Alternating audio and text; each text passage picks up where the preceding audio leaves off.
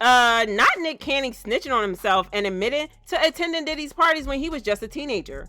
Girl, say what now? It's super weird that Nick would come all out to admit this in a time when everyone else is desperate to distance themselves from Diddy and his parties because they're scared of getting hit with RICO charges or getting tied to his trafficking charges for obvious reasons. But that's not all, because the streets are now saying that not only did Nick attend those parties, but he was allegedly victimized by Diddy and Jamie Foxx when he was just a teenager. And why on earth does he keep defending Diddy even after all his alleged crimes? Let's talk about this. Alright, so Nick Cannon had folks side-eyeing him hard after his initial comments about the Diddy allegations. Like, he straight up said he felt obliged to defend Diddy.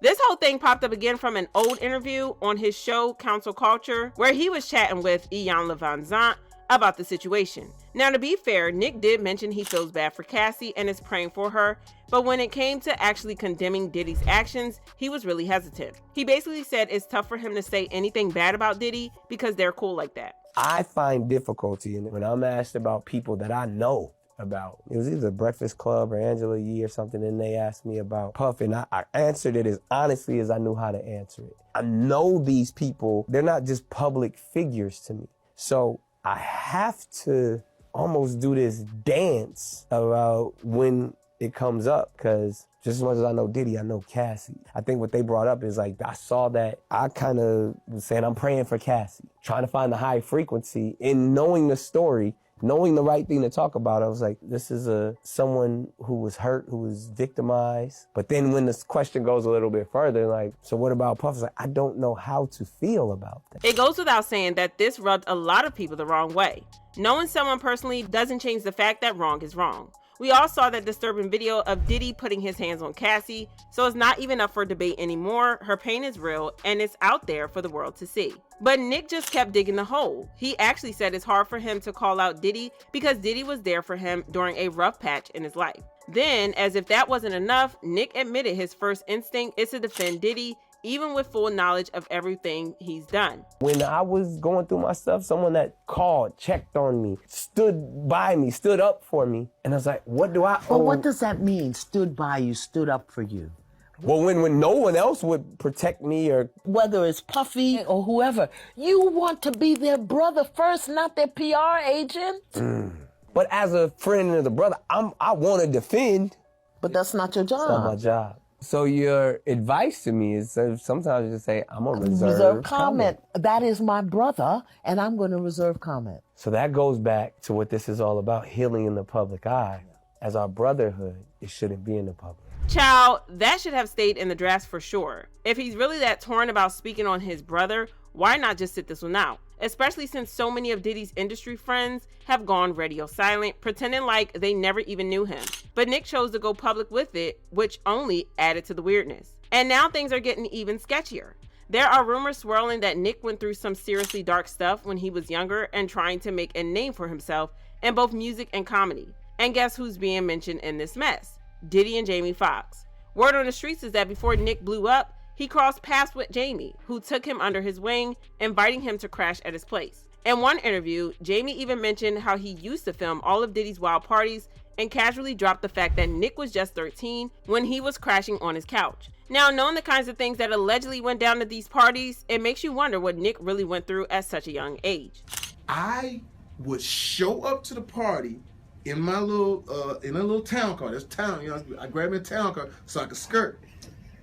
Puff the SUVs and the Bentleys, the whole night. He get out. I get out too with a camera. The big Canon, like, yo, Puff, I should document this, right? Yo, what's up, Playboy? What you talking about? I said, no, I should get this, man. You, files for the whole night. He says, yeah, let him through. Excuse me. So I get this. But at that time, it wasn't like the little camera y'all got in. It was the big intrusive Canon. I had a battery pack. Hold on, man. Let me change the pack. Put my light on here. Do that again, Puff. Do that again. I missed that one. Do that again. Put the pack. So I started following him. So I followed him the whole time. I remember watching Puff at the Beverly Hills Hotel. I'm filming this. And it's a pool party that is ridiculous, man. All of a sudden, I get this, and then I flip the camera this way. There's Demi Moore and some young dude. I don't know who the dude is. So I said, Puff, who that? Oh, that's the young cat. I asked him Christian. I said, cool. So I asked Demi Moore says, is it cool if I? She said, sure, whatever. It was probably a wild night. Sure. So I watched when they first, got together. So what happened was, I'm following Puff, and his parties were like amazing. What you benefited from it? Nick Cannon used to sleep on my couch. Wow. 13 years old. He'd be in one part of the house. He'd be like, nigga, go back in there. You can't come in here. What is it with these grown men always inviting young male stars to live with them like it's totally normal? It's creepy, and it kind of reminds me about the whole Diddy and Usher thing.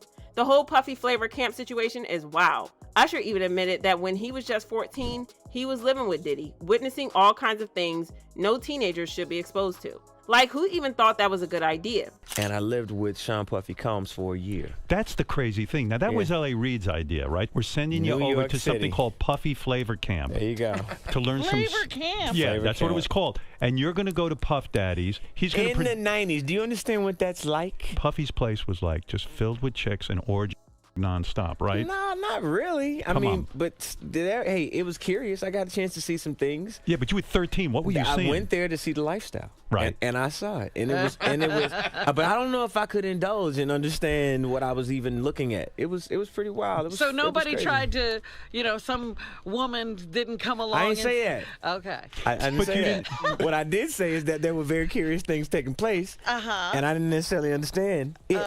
The fact that these powerful industry men were bringing these young boys into such questionable environments under the guise of mentorship is shady AF. When you look back at the stories, Diddy with Usher, Jamie with Nick, it's a pattern that's hard to ignore. It's like they were grooming these kids and bringing them into a world that they weren't ready for. And now, years later, some of these stars are finally starting to speak out, which makes you wonder what really went down behind the scenes. In another recently resurfaced interview, Usher admitted that his experiences at Puffy Flavor Camp are the reason he still has trouble sleeping to this day. Then Usher said he and Diddy would tussle and fight because Usher was under the impression Diddy wanted to help him with his music career. However, it sounds like Diddy had other plans. As a result of being around that man, Sean Puffy Combs, I don't sleep to this day. I have a problem sleeping to this day. Like, yo, man, I'm here to work, man. I ain't sang in a week. I mean, I'm 13 years old, and I'm telling him, look, you're gonna put me in the studio, man.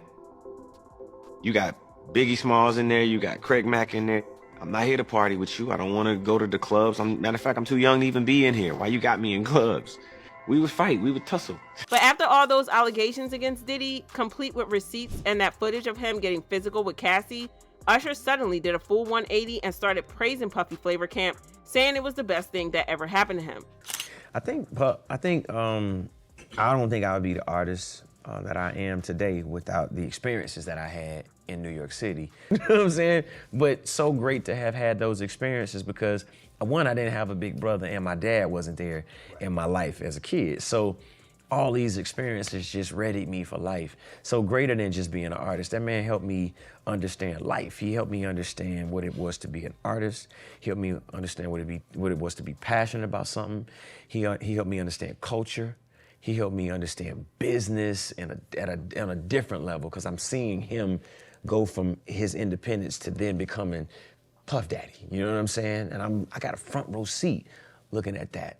Thank God that I had that experience. You know what I'm saying? It's almost like Usher's trying to rewrite history now that Diddy's getting dragged through the mud.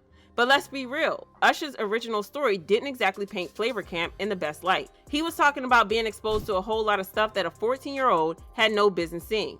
So for him to now say it was some kind of life-changing positive experience, I don't know, it just feels off. Maybe he's trying to distance himself from the drama or there's pressure from behind the scenes. The way Nick Cannon is acting all defensive about Diddy and refusing to outright condemn his actions is really starting to remind people of Usher's about face. And with fans speculating that Nick might have been victimized by Diddy, Jamie Foxx, and other industry men who were part of that circle back in the day, it's no surprise people are raising eyebrows. I mean, the pattern is too familiar. These young stars get pulled into these shady situations, and years later, their behavior starts to look more like a cry for help. Now, folks are starting to connect the dots between Nick's rumored trauma and some of his more questionable choices, especially his relationships with women and the fact that he has 12 kids by different women. Fans are wondering if all of that is a reflection of the emotional scars he might be carrying from what went down when he was younger. It's like there's this unspoken trauma that keeps bubbling up in the form of self-destructive behavior.